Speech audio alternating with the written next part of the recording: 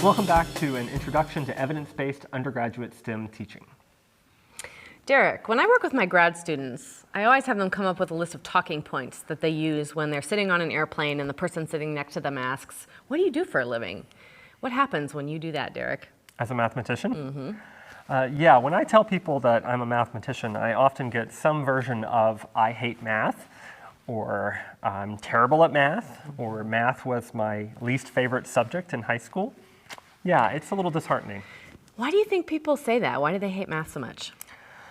I'm sure there's lots of reasons. One thing that has helped me kind of think through that question a little bit is when I start to reflect on my own experiences learning math and compare that to maybe other experiences. So if I think about, say, calculus, when I learned calculus, I was in high school. I was in a small class with about 8 students. It came pretty quickly to me, actually, and I really liked it. I found it really interesting, and I liked learning about it. Now, if I think about when I teach calculus and the students in my classroom, often none of those things are true, right? It's not high school, it's college. It's typically not a small class. Usually we'll have 40 or 50 students in there. For a lot of them, it doesn't come very quickly. It's very hard. And a lot of them, they certainly don't walk in the door wanting to learn about calculus, right? Often they're taking this course because it's required. They don't really know what calculus is all about. They're not bringing in a lot of intrinsic interest in the subject, unfortunately.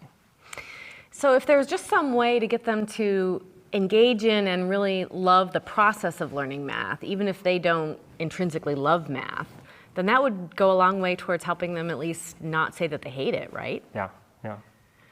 So as STEM educators, we find ourselves much more comfortable in the cognitive domain. So in thinking about the content that our students have to master in their course, or the feedback that they get when they're engaging in a particular learning activity, or the quantitative assessment that we do to measure whether they're reaching their learning objectives.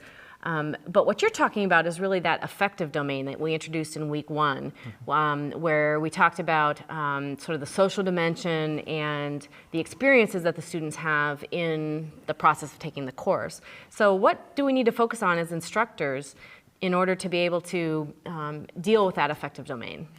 It's a good question, and it's a complex one, and it's not one that we can cover completely in this course. But this week, we're going to look at a couple of aspects of the affective domain. One is student motivation. So we're going to start off with a module that I helped develop on student motivation. We're going to look at some of the factors that motivate students to learn and some of the factors that demotivate them to learn, as well as some of the research on students' attitudes and towards science and towards learning. We'll also get the chance to hear from some faculty, describe some of the teaching practices they use to motivate their students to engage in the learning process. In the second module, we're going to learn a lot about diversity and inclusivity in classrooms.